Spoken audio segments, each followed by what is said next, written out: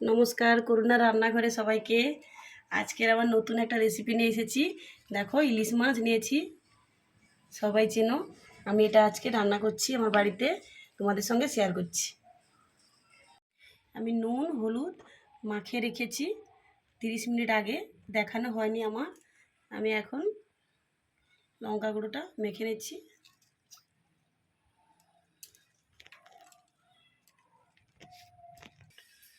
আমার লঙ্কার গুঁড়োটা মাখানো হয়ে গেছে। এবার আমি উনুনটা ধরিয়ে দিচ্ছি। আমি গ্যাসটা অন করে নিয়েছি, আমি কড়াই বসিয়ে দিয়েছি। আমি এখানে সরষের তেল নিয়েছি। দেখো, ইলিশ মাছ সরষের তেলে রান্না করবে, খুব সুন্দর টেস্ট লাগে।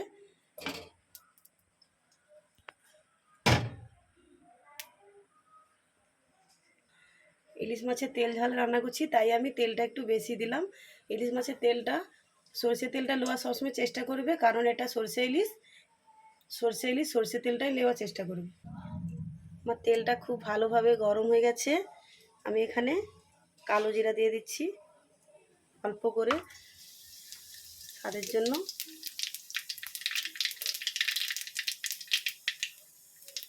একটা সেন্ট বেরোচ্ছে। আমি এখানে এক এক করে মাছগুলো দিয়ে দিচ্ছি।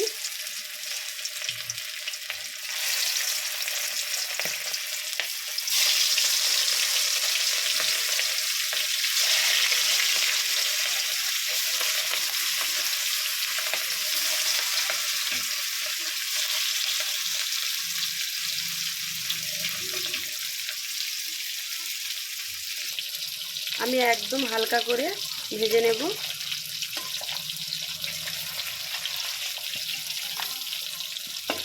দেখো, এক এক করে উল্টে দিচ্ছি, উল্টে আমি জলটা ঢেলে দিচ্ছি। সরষে পোস্ত একসঙ্গে আমি পেস্ট করে রেখেছি।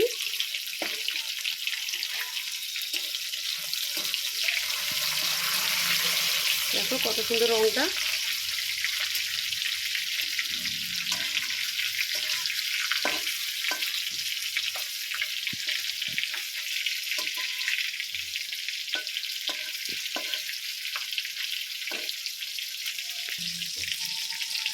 আমার দেখো কত সুন্দর লাল লাল করে আমি একদম হালকা আঁচে ভেজেছি।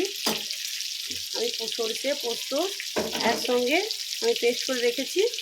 আমি জলটা দিয়ে দিচ্ছি, সেই জলটা।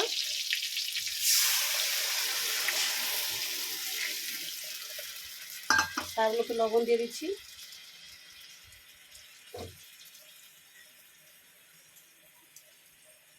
হালকা করে নাড়িয়ে নিচ্ছি।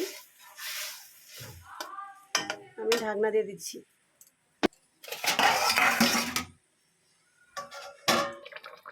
আমি হলুদটা দিয়ে দিচ্ছি, উপর থেকে কাঁচা লঙ্কা।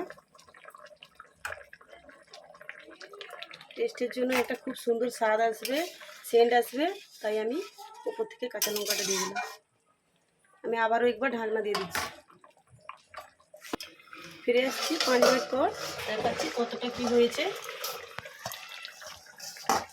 দেখো কত সুন্দর হয়ে গেছে।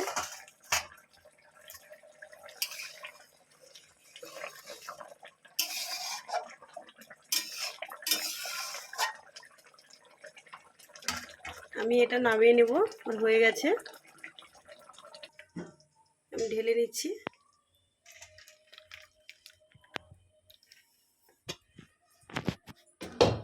দেখো কত সুন্দর দেখতে হয়েছে। এটা ঠান্ডা হওয়ার সঙ্গে সঙ্গে কালারটা অনেকটাই পরিবর্তন হয়ে যাবে।